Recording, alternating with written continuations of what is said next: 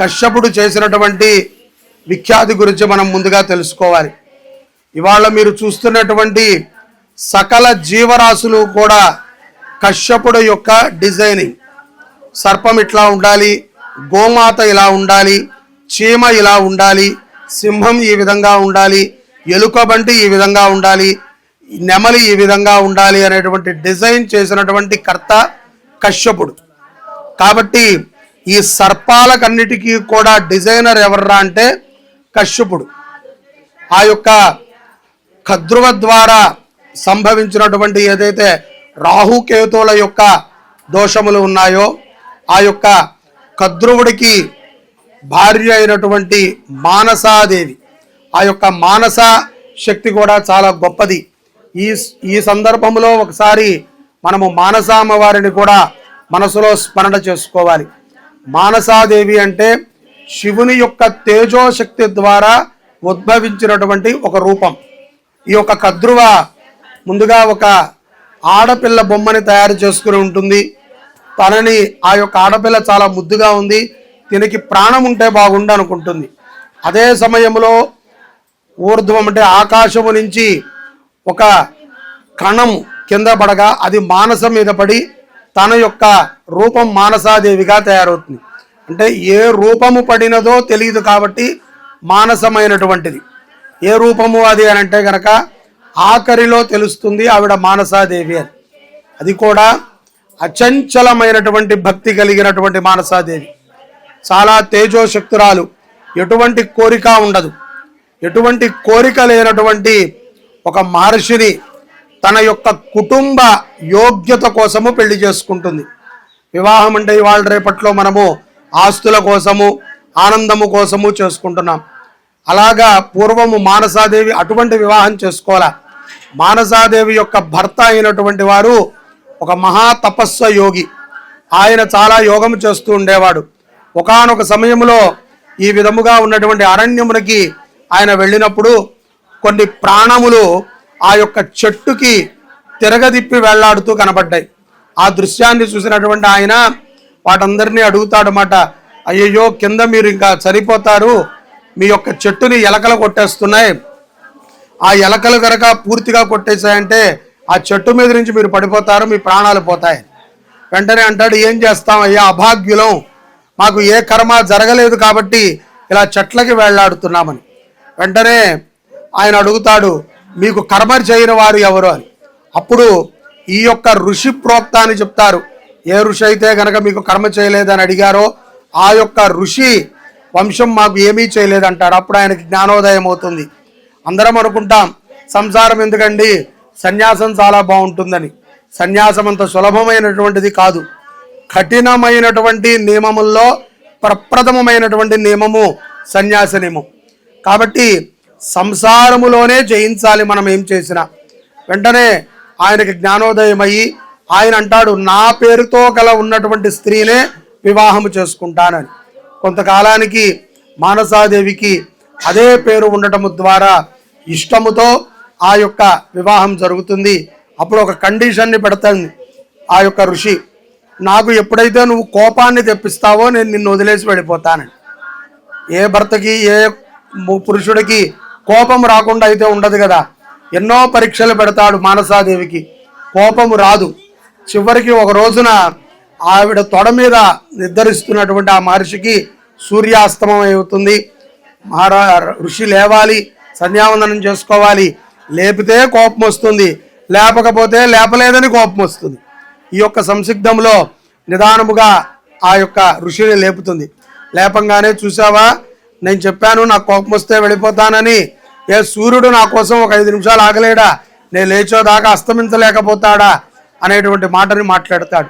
వెంటనే నాకు కోపం వచ్చింది కాబట్టి వెళ్ళిపోతున్నా. ఈయన ఎప్పటి నుంచో వెతుకుతున్నాడు సందర్భం వెళ్ళిపోవాలని. మనలో కూడా చాలామంది సంసారం వదిలి వెళ్ళిపోవాలనుకుంటారు కదా, అలా సందర్భాల కోసం వెతుకుతున్నాడు. నేను తపస్సు చేసుకోవాలి, పెళ్ళంటే చేసుకున్నా అయిపోయింది. వెంటనే అంటుంది, అయ్యా మర్చిపోయినట్టున్నారు, మీకు పిల్లలు పుడితే తప్ప మీరు ఇచ్చినటువంటి మాటకి చేసుకున్న వివాహానికి తాహసం ఉండదు అని. వెంటనే ఆవిడ యొక్క గర్భం మీద చేయి వేసి పొట్ట మీద తదాస్తు అంటాడు. అప్పుడు ఆవిడ గర్భాన్ని దాలుస్తుంది. తర్వాత ఈయన అరణ్యమునికి వెళ్ళి తపస్సు చేసుకుంటాడు. ఆ జన్మాంతము కూడా సర్పదేవతని ఆరాధన చేసేటప్పుడు మానసామ్మవారిని గనక స్మరిస్తే సర్పదేవతల యొక్క అనుగ్రహాన్ని ఉండే విధముగా ఋషులందరూ కూడా మానసాదేవిని అనుగ్రహిస్తారు. నాటి నుంచి నేటి వరకు కూడా యుగాలు మారినా తరాలు మారినా సర్పదేవత యొక్క శక్తి మాత్రం మానలేదు. ఎందుకంటే సర్ప యాగం జరిగేటప్పుడు ఈ యొక్క సర్పదేవతలందరినీ కూడా హోమంలో పడే విధముగా ప్రేరేపణ చేసి ఆ యొక్క యాగాన్ని చేస్తూ ఉంటారు. అప్పుడు తక్షకుడు మాత్రము రాడు. తక్షకుడు ఇంద్రుడి యొక్క సింహాసనానికి చుట్టుకుని ఉంటాడు. తక్షకాయ స్వాహ అంటాడు, రాడు, చూస్తాడు జ్ఞాననేత్రముతో, ఇంద్రుడితో చుట్టుకుని ఉంటాడు. అప్పుడు ఇంద్రముతో సహితముగా తక్షకాయ స్వాహ అంటాడు. అప్పుడు ఇంద్రుడు కూడా ఆ వాహనంతో కలిసి ఆయన కూర్చున్న ఆసనముతో కలిసి అలా వస్తూ ఉంటాడు. వెంటనే ఇంద్రుడు మొరబెట్టుకుంటాడు, అయ్యా ఇది అపరాధము, నేనంటూ లేకపోతే నా ప్రాబ్లం ఉంటుంది కదా, నాకు చుట్టుకున్న దోషాన్ని తొలగించు అని. అప్పుడు ఆ యొక్క అగ్నిహోత్రము దగ్గరికి రాగానే ఆ యొక్క సింహాసనాన్ని మహర్షి ముట్టుకోగానే సర్పము మాత్రమే దాంట్లోకి వెళుతుంది.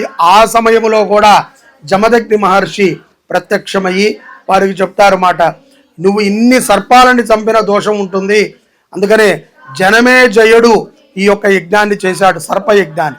అప్పుడు ఆస్థీర్యుడు అనేటువంటి ఒక మహర్షి దీనిని చూసి ఆ యొక్క యజ్ఞ శాపము వల్ల ఎవరైతే గనక ఈ యజ్ఞము గురించి తలిస్తారో, మానసాదేవి గురించి తలిస్తారో వారందరికీ కూడా సర్పదోషములు తొలగుతాయి. ఎందుకంటే మహర్షి ఎందుకు యజ్ఞము చేశాడు అంటే సర్పములు విపరీతముగా కొట్టుకుంటూ ఉండేవి. వాటి యొక్క విషము ప్రతిదాని మీదకి కూడా ప్రభావితం అవుతూ ఉండేది. ఇలా పచ్చటి పంటలు ఉన్నాయనుకోండి, ఇక్కడికి వచ్చి బుస్ అంటే అవన్నీ కూడా విషమయ్యేవయ్యాయి. దీనివల్ల ప్రకృతికి నష్టం వచ్చేది. కాబట్టి జనమేజయుడు చేసినటువంటి ఆ యజ్ఞాన్ని భగ్నము చేయడానికి ఇంద్రుడు తన యొక్క ఆసనానికి తక్షకుండి కట్టుకుని ప్రయాణాన్ని చేస్తాడు. ఈ విధమైనటువంటి స్తుతులు స్మృతులు మనందరికీ తెలిసినవి చాలా ఉంటాయి. ఈరోజు ఆశ్లేష నక్షత్రము, నక్షత్రాల్లో 27 నక్షత్రాలలో ఆశ్లేష నక్షత్రం అనేటువంటిది ప్రత్యేకమైనటువంటి సర్ప నక్షత్రం. దీనికి చాలా ప్రమాదకరమైనటువంటి దృశ్యాలు ఉంటూ ఉంటాయి. ఏదో ఈ జన్మలో మనం బతికామో, మన జీవితం బాగుందని అనుకుంటాం. పునః పుట్టేటువంటి నక్షత్రం ఏదయ్యా అంటే కనుక ఆశ్లేష, పుబ్బ, రేవతి, మృగశిర, ధనిష్ట నక్షత్రములు పునః పుడుతూనే ఉంటాయి. ఎందుకంటే ఇవన్నీ కూడా పాప ప్రక్షాళన చేసుకోవాల్సిన నక్షత్రాలు. కాబట్టి ఆశ్లేష నక్షత్రము సర్ప నక్షత్రముగా ప్రతిపాదించబడింది.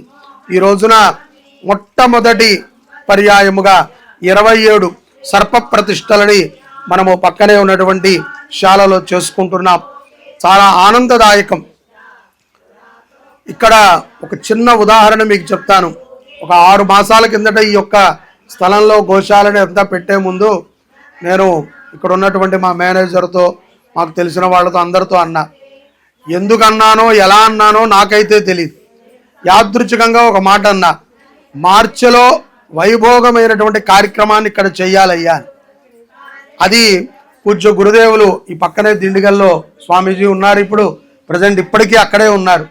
మొన్న గురువారం ఆయన ఇక్కడికి రావాల్సిన ఆయన కొంచెం వర్షం అది బాగోక పడి కొంచెం ఇదంతా ఇబ్బందిగా ఉండి నేనే తర్వాత చూద్దామండి అన్న. ఆ సమయంలో స్వామివారి దగ్గరకు కూడా వెళ్ళి నేను అడిగా, మార్చిలో మీరు ఇక్కడ దాకా వస్తున్నారు కదా, ఇక్కడ ఏదైనా హనుమత్ యజ్ఞం చేస్తాము, వస్తారా అని. వస్తామన్నారు. ఒకరోజు అనిపించింది సర్ప ప్రతిష్ఠ చేద్దాము ఇక్కడ అని. అదే మార్చిలో ఈ యొక్క ఆశ్లేష నక్షత్రం ఏకాదశి ఆదివారం రోజున సర్పదేవతలని ప్రతిష్ఠ చేసుకుంటున్నాం. ఇది నిజంగా మీ అందరి యొక్క అదృష్టము, మీకున్నటువంటి భాగ్యముగా నేను భావిస్తున్నా. మార్చిలో చేయాలి ఒక పెద్ద కార్యక్రమం అనుకున్నా, కానీ ఇంత పెద్ద కార్యక్రమం కాదు. ఇది మీ అందరి కోసం, మీరు మీ యొక్క సౌభాగ్యం కోసం చేసుకునేటువంటి ఒక క్రతువు. కాబట్టి దీంట్లో మీకున్నటువంటి సకల దోషాలు తొలగాలి, సకల పాపాలు హరించుకుపోవాలి. అలాగే ముఖ్యంగా సర్పదోషము అంటే కనుక మనం లఘువుగా ఒక చిన్న విషయాన్ని తెలుసుకోవాలి. ఏముందండి, పెళ్ళైపోయింది, పిల్లలే కదా పుట్టలేదు, మేము ప్లాన్ చేసుకుంటాం, ప్లానింగ్ ప్రకారంగా పుడతారు పిల్లలని. పిల్లలు, చావు, డబ్బు రావటము, జ్ఞానము రావటము ప్లానింగ్గా జరగవు, అవి కర్మానుసారంగా జరుగుతాయి. చాలామంది ప్లానింగ్ చేసుకుని పిల్లలు పుడితే అవి ఏంటంటే ఆర్టిజం పిల్లలు పుడతారు, లేదా ఆ పిల్లల వల్ల సమాజానికి ఏమీ ఉపయోగం ఉండదు. మనకి సత్సంతానము కలగాలి, ఆ యొక్క సంతానము కూడా ధర్మపరమై ఉండాలి, పితృదేవతలకి మోక్షాన్ని ఇవ్వాలి అంటే గనక ప్రతి ఒక్కరము కూడా మానవాళి సర్ప విగ్రహ ప్రతిష్ఠ చేయాలి. కాబట్టి సర్ప విగ్రహ ప్రతిష్ఠ చేయడం ద్వారా ఏమిటండి లాభము అంటే గనక ప్రకృతి సుభిక్షముగా ఉంటుంది, తద్వారా మన వంశము అభివృద్ధి చెందుతుంది, తద్వారా పుట్టేటువంటి పిల్లలు ప్రయోజకులు అవుతారు, ధర్మకార్యాలను చేయగలుగుతారు. అప్పుడు మనము ధర్మాన్ని పాటించిన వాళ్ళము, ధర్మాన్ని ఆచరించిన వాళ్ళము అవుతాం. అంతే తప్ప మన అకౌంట్లో బ్యాలెన్స్ ఉంటేనో, లేకపోతే మనం ఏదైనా ఒక మంచి ఇల్లు కొనుక్కుంటేనో, కారు కొనుక్కుంటేనో ప్రయోజనము లేదు. ఈ శరీరము వదిలిన తర్వాత ఈ శరీరానికి కర్మ చేసేవాడు కావాలి, వంశోద్ధారకులు కలగాలి, తద్వారా పితృదేవతలకి మోక్షము లభించి మనము ఉద్ధరింపబడతాం. అలాగే ఎవరో తెలుసో తెలియకో సర్పాన్ని చంపుంటారు. చాలామంది అనుకుంటారు సర్పశాపము అంటే సర్పాన్ని చంపలేదండి, మాకు పొలాలే లేవు, మాది దేశమే కాదు, అసలు నేను భూమి మీద ఎప్పుడూ కూడా మట్టిని చూడలేదు, అంతా మార్బుల మీదే బతికానని. సర్పదోషాలు 5 రకాలుగా వస్తాయి. ఈ విషయాన్ని జాగ్రత్తగా వినండి. 1, మంచం మీద పడుకుని నీళ్లు తాగితే సర్పదోషం వస్తుంది. కింద పడిన పాలును తొక్కితే సర్పదోషం వస్తుంది. ఆడవాళ్ళని కాలితో తన్నితే సర్పదోషం వస్తుంది. ఒకళ్ళ ఎంగిలి తింటే సర్పదోషం వస్తుంది. సర్పము సంచరించిన ప్రదేశంలో ఆదివారము, అమావాస్య, ఏకాదశి, ద్వాదశి, పౌర్ణిమ రోజులలో సర్పము వెళ్ళిన జాగాలు అంటే భూమి మీద మనము నడిస్తే సర్పదోషం వస్తుంది. ఇది ప్రమాణపూరితముగా ఉంది, మీరు కావాలంటే గూగుల్ చేసుకోండి. సర్పదోషములు ఏ విధంగా వస్తాయనేటువంటిది మీరు పూర్తిగా గూగుల్ చేసుకోండి, దాంట్లో కూడా నిక్షిప్తమై ఉంటుంది. ఈ 5 రకాలుగా సర్పదోషం మానవాళికి వస్తుంది. ఇప్పుడు చెప్పండి, మీకు సర్పదోషం ఉన్నదో లేదో మీరే ఆలోచించండి. ఏదో సందర్భంలో పాలు దొక్కుంటారు, ఏదో సందర్భంలో పడుకుని నీళ్లు తాగుంటారు, ఏదో సర్పములో ఏదో ఒక సందర్భములో ఋతుస్రావముతో ఉన్నటువంటి స్త్రీని ముట్టుకుని ఉంటారు, అంటే ముట్టైనటువంటి ఆడదాన్ని ముట్టుకుని ఉంటారు, తల్లో, భార్యో, చెల్లో, అక్కో, ఫ్రెండో ముట్టుకుని ఉంటారు. సర్పదోషం ఇది ఏం చేస్తుందండి? అబ్బాయి నాకేం పెద్ద ఉపయోగం లేదు, మంచి ఉద్యోగం ఉంది, మంచిగా నాకు సంపాదన ఉంది, మా అత్తమామలు, మామగారు, తండ్రి సంపాదించి ఆస్తులు ఉన్నాయి, సుఖం లేదు, నువ్వు కుళ్ళినటువంటి శరీరంతో మరణిస్తావు. సరే నేను బాగానే చనిపోయానండి, నాకు ఈ కష్టం తెలియదు అనుకుంటావు. నువ్వు సంపాదించిన ధనము అపహరించుకోపోతుంది, పాపిష్టి ధనం అవుతుంది, ఒక్క ధర్మకార్యాన్ని కూడా చేయలేవు. సక్రమంగా బ్రాహ్మడికి ఇచ్చినా నేను సరిగ్గా ఆశీర్వదించడు. ఒక గోవుకు పెడదామన్నా దున్నపోతుకు పెడతావు తప్ప ఆవుకు పెట్టలేవు. అటువంటి బుద్ధి వంకరతో సంపాదన ఉంటుంది. సో ఇటువంటి దోషాలన్నీ కూడా సర్ప ప్రతిపాదించినటువంటి దోషాలు. అవి ఏవైనా మనకు ఉండొచ్చు, మనం లేవండి అని అయితే ఎవ్వరము చెప్పలేం. కాబట్టి ఇవన్నీ మనకు ఉండేవే. ఒక చిన్న కార్యక్రమాన్ని ఇంత వైభోగంగా చాలామంది మా యొక్క లక్ష్మీ నరసింహ గారు బెంగళూరు నుంచి కూడా దీనికోసం వచ్చారు. అమెరికా నుంచి మా స్వాతి గారు, ఈ యొక్క కృష్ణవేణి గారు కూడా దీంట్లో పాల్గొన్నారు. అలాగే మా వసుధాదేవి గారు, మా ఇందిరా గారు, మా విజయలక్ష్మి గారు, లక్ష్మి గారు, చాలామంది, దాక్షాయణి గారు కుటుంబం కానీ ఎవరైనా ఇలా నోరు తెరిచి అడగంగానే ముందుకు వచ్చి కట్టుకుని ఈ యొక్క కార్యక్రమంలో పాల్గొన్నారు. అంటే వాళ్ళకి నా మీద ఉన్న గౌరవం ఒక ఎత్తు అయితే వాళ్ళకు కూడా ఒక అవకాశం మాట, ఒక మంచి పని చేయటానికి. ఇందాక మా లక్ష్మీనారాయణ గారు కారులో వస్తుంటే లక్ష్మీ నరసింహ గారు అదే అంటున్నారు, అమ్మో నా వల్ల అయితే ఇవన్నీ చేస్తానని నేను అనుకోలేదండి, ఏదో జన్మలో రుణం మీరు. ఆయన నాకు యూట్యూబ్ ద్వారా ఒక 6 సంవత్సరాల కిందట పరిచయం. నేను గుడి కట్టేటప్పుడు యూట్యూబ్లో చూసి సంప్రదించారు. 100 రూపాయల సేవని మొదలుపెట్టి ఈ రోజుకి కూడా మన యొక్క శుభంకరి దేవస్థానంలో ఏ సేవ ఉన్నా ఆయన కడతారు. నేను రాను అని అనరు, కడతారు. అలాగే నిత్య పూజలో ఉన్నారు. ప్రతి నెల కృత్తికా నక్షత్రం రోజున ఆయన ఈ యొక్క అన్నదానాన్ని కూడా మన గోశాలలో, మన దేవస్థానంలో చేస్తున్నారు. అలాంటి వారందరూ కూడా ఇక్కడికి రాగలిగారు అంటే ఏదో దిలీప్ శర్మ గారు చెప్పారని కాదు, ఈ స్థలము, ఈ సర్పాలు మిమ్మల్ని పిలిపించుకున్నాయి. నేను నాదేమీ లేదు. ఆయన అన్నారు మీరు చాలా గొప్ప పని, నాదేం లేదు, నేను లేకపోయినా మా శాస్త్రి చేస్తారు, ఈ పురోహితులు అందరూ కలిసి పలానా వాళ్ళు వస్తారయ్యా చేయండి అంటే నాకన్నా అద్భుతంగా చేయించే పండితులు. కానీ మీతో పాటు నేను కూడా ఉండగలిగా, అది నా అదృష్టంగా నేను భావిస్తున్నా. మా గురువులు మా తల్లిదండ్రులు ఇచ్చినటువంటి ఒక సౌభాగ్యంగా భావించి ఈ యొక్క కార్యక్రమాన్ని చేయడానికి మనమందరము పుంజుకున్నాం. దీంట్లో చిన్న చిన్న లోపాలు ఉంటాయి, అవి మనము సర్దుకోవాలి తప్ప, ఎందుకంటే గోడ పగిలి ముందుకు వెళ్ళదు. మనం ఉన్నది అంత ఉన్నాం.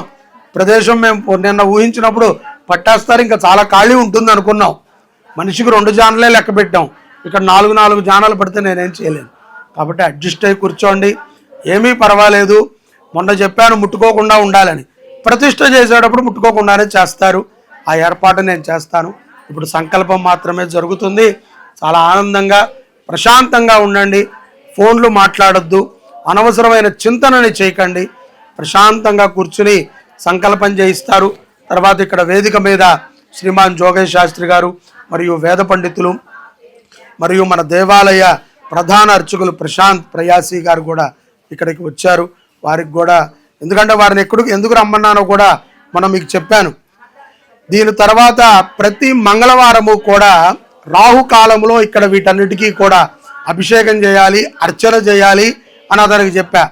నేనెందుకు చేస్తాను అన్నాడు. అయితే నువ్వు పద, నీ చేత ప్రతిష్ఠ చేయిస్తా చెయ్యాను.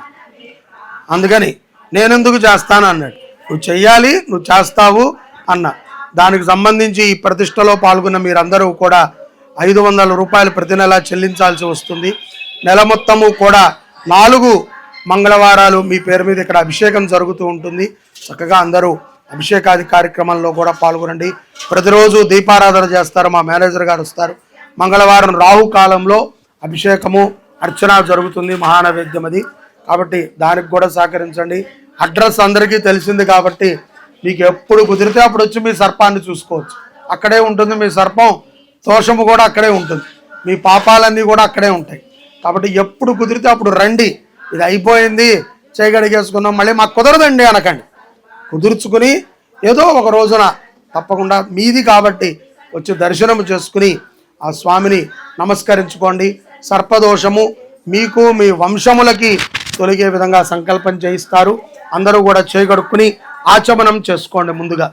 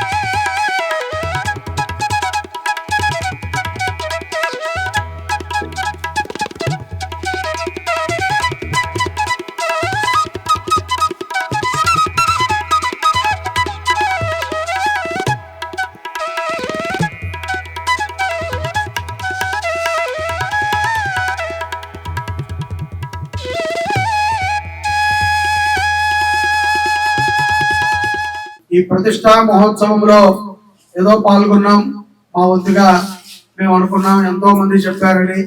సరే, ఇక్కడ అవకాశం కుదిరింది కాబట్టి మేము చేసేసుకున్నాం, అయిపోయింది అని మాత్రం అనుకోకండి.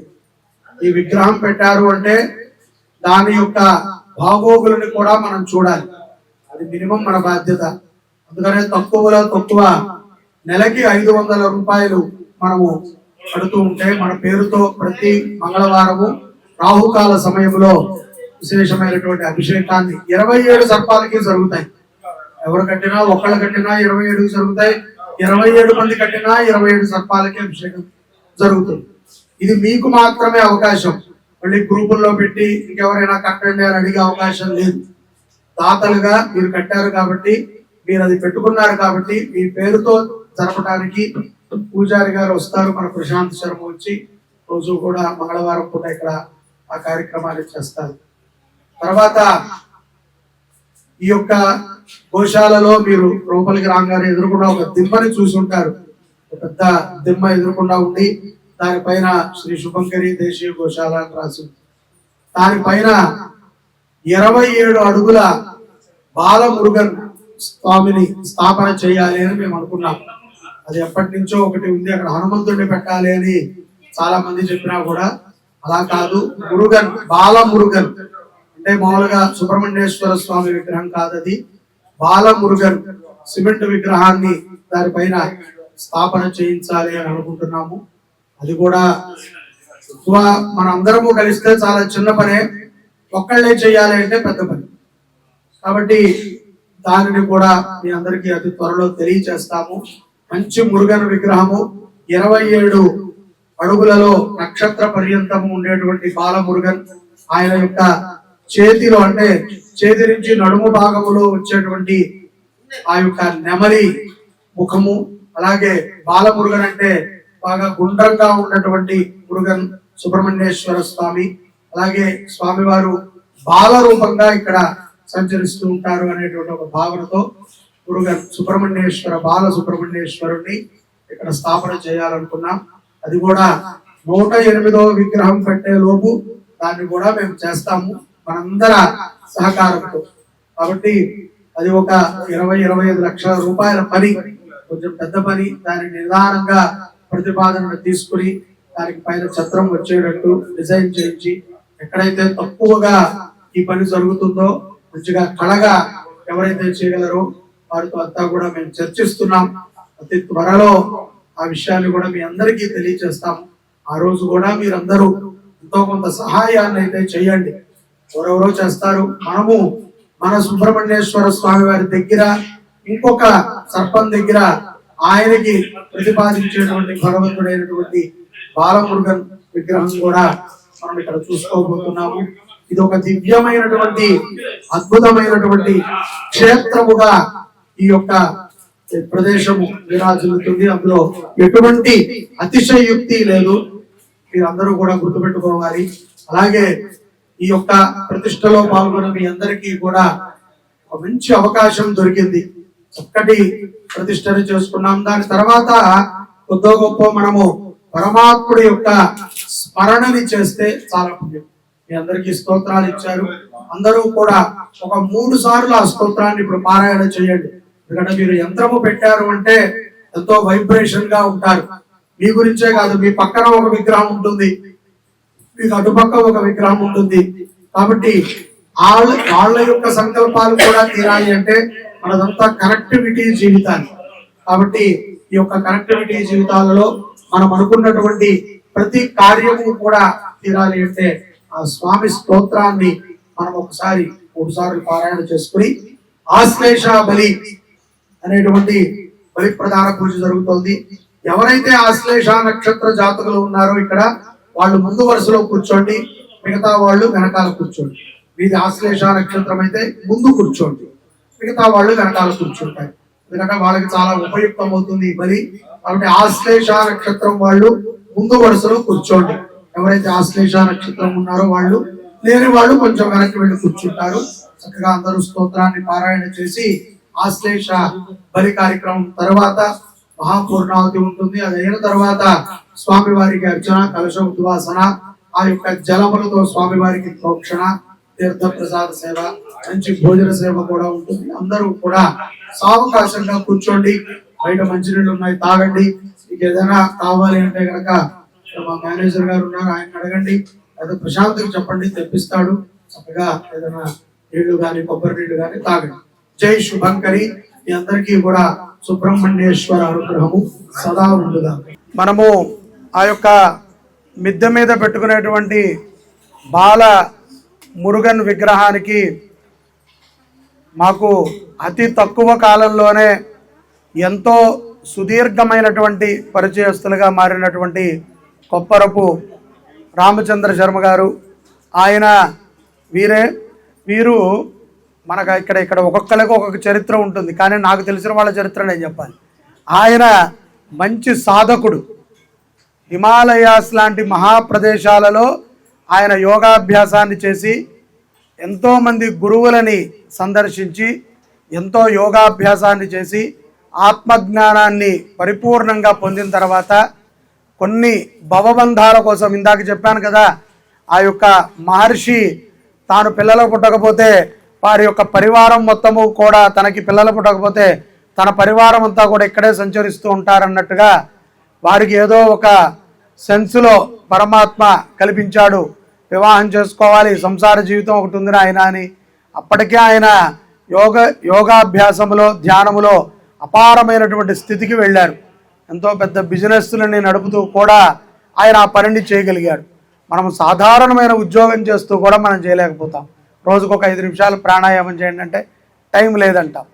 ఆయన మనలాంటి వాడే. ఆయన అంటే ఏదో గొప్ప చెప్తున్నానని కాదు, ఉదాహరణకి మనం తీసుకోవాలి. ఆ కొప్పరపు రామచంద్ర గారికి తల్లిగారు శాంతమ్మ గారు, వారంతా కూడా దివ్యమైనటువంటి అనుగ్రహంతో ఇటువంటి కార్యక్రమాలు ఆయన ఊరికనే ఒకసారి ఊరినే నన్ను కలవడానికి వచ్చారు. ఒక సంవత్సరం కిందట ఏదో యూట్యూబ్ ద్వారానే వచ్చిన మహానుభావులు వారు అలా వచ్చారు.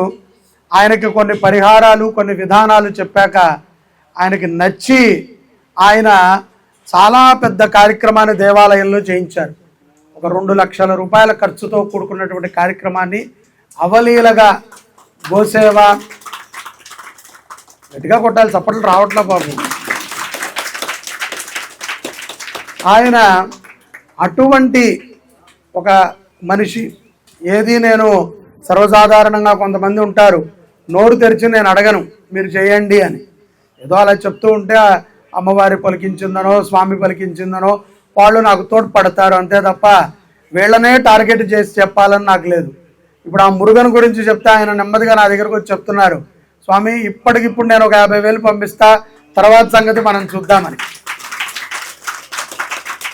అది మొదటి హస్తము రామచంద్ర గారు వేశారు.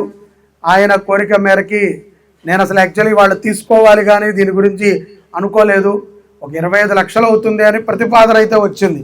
సరే చూద్దాంలే, మనము నిదానంగా ఒకసారి దాని గురించి ఇంకా చర్చించి ఇంకా కొంతమంది మహనీయులని గురువులని తీసుకొచ్చి ఎటువంటి మూర్తిని పెడితే బాగుంటుంది ఇక్కడ అని మనము ఊహించి పెట్టాలి అని. అయినా ఒక్కొక్క స్టెప్ అవుతోంది కాబట్టి మీకు మీ కుటుంబానికి బాలమురుగన్ అనుగ్రహం సదా ఉండాలి. ఒక దివ్యమైనటువంటి క్షేత్రము. మీరందరూ చెప్పుకోవచ్చు మురుగన్ చాలా అందంగా వస్తాడు, దాంట్లో ఎక్కడా కాంప్రమైజ్ లేదు. మనం ఏం చేసినా సరే మంచిగా ఘాటుగా గట్టిగా చేస్తాం. జనాలు మన తిట్టుకున్నా సరే మన దగ్గర పద్ధతి ఏంటంటే ముక్కుసూటి పద్ధతి.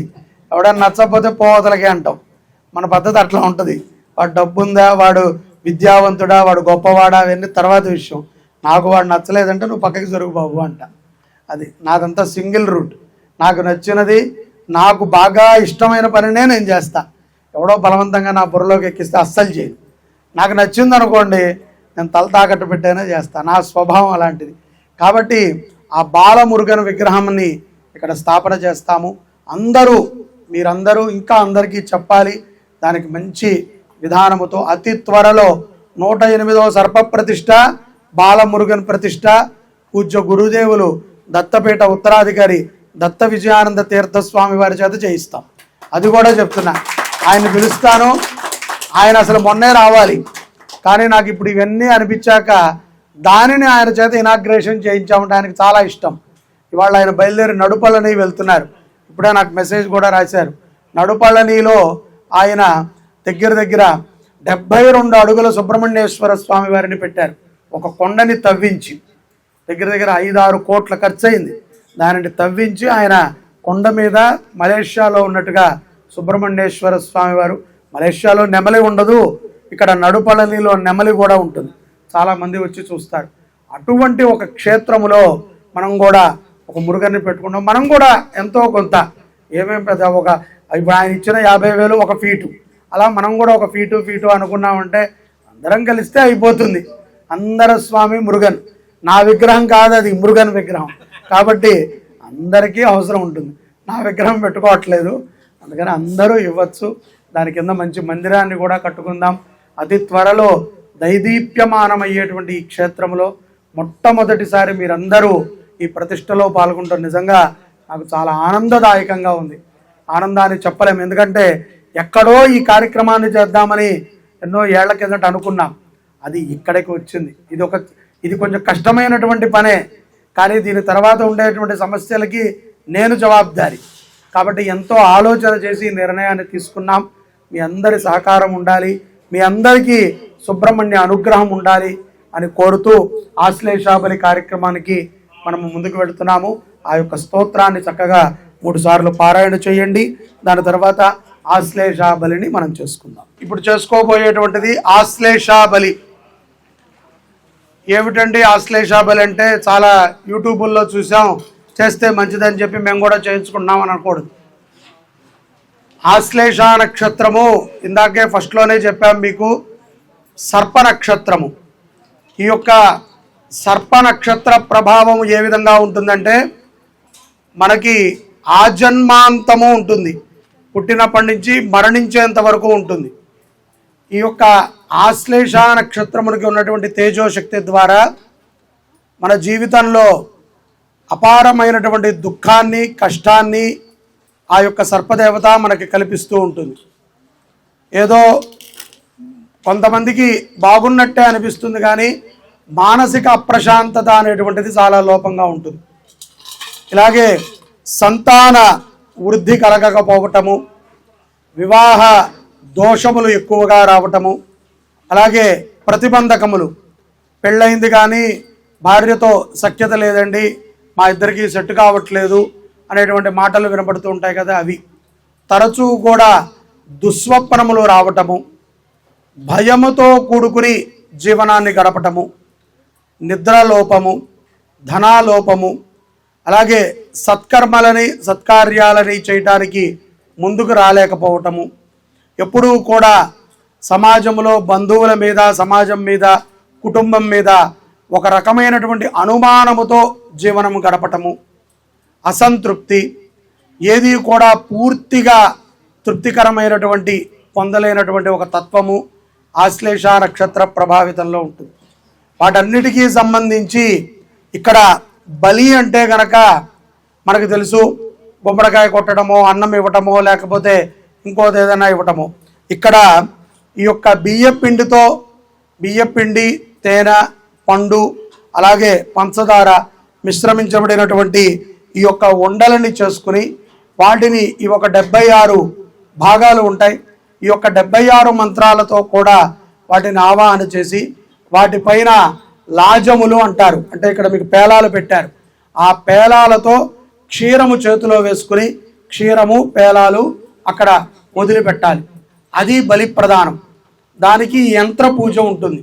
ఇప్పుడు మీ అందరి చేత కూడా ఆ సంకల్పం చెప్పిస్తారు. చక్కగా సంకల్పం చేసుకుని ఇక్కడ జరిగేటువంటి కర్తవుని చూడండి. ఒక 15 నిమిషాలలో మీరందరూ అక్కడ పెట్టినటువంటి మూర్తులు స్థిరముగా అక్కడ స్థాపన అవుతుంది. దాని తర్వాత అటు పక్కకి వెళ్ళి పూర్ణాహుతిని చేసుకుని అక్కడ స్వామివారికి అర్చనని చేసుకుని మనము వద్దాం. ఇంత లోపల ఈ యొక్క ఆశ్లేష బలి కార్యక్రమాన్ని చూడటము మహాపుణ్యం. కుక్కే సుబ్రహ్మణ్యంలో నిరంతరము జరుగుతుంది. ఎక్కడైతే గనక భూపురం, ఇది సూర్యోదయం నుంచి సూర్యాస్తమయంలోపు చేయవలసినటువంటి క్రతువు. సూర్యాస్తమం అయితే ఈ బలి ప్రదానం పనికిరాదు. అలాగే ఆశ్లేష నక్షత్రం రోజు చేసుకోవాలి. ఈ యొక్క బలిని కొన్ని ప్రాంతాల వారు నిత్యము చేస్తారు, కొందరు వారు ఆశ్లేష నక్షత్రం రోజు చేస్తారు. దీనిని చేయటము ద్వారా వంశము వృద్ధి కలుగుతుంది, సంసార దుఃఖముల నుంచి బయటపడతాము, ధనము స్థిరత్వము చెందుతుంది. ముఖ్యంగా భూ సంబంధితమైనటువంటి వ్యవహారాలలో చైతన్యాన్ని మనం పొందగలుగుతాం. జై శుభంకరి కార్యక్రమం ప్రారంభమవుతుంది. మీ అందరి చేత కూడా సంకల్పం చేయిస్తారు. సంకల్పము అందరూ కూడా అక్కడ తులసి దళాలు ఉంటాయి, తులసి దళాలు తీసుకోండి, కొన్ని పేలాలు కొన్ని తీసుకోండి, చక్కగా పట్టుకోండి. మీరందరూ పెద్దవాళ్లే కాబట్టి కింద పడేసుకోకుండా చేత్తో చక్కగా పట్టుకోండి. మీరు ఇక్కడికి వచ్చినప్పుడు నీళ్లు వేసుకుని ఆ పేలాలు తులసి దళాలు వాటి మీద వదిలిపెట్టండి.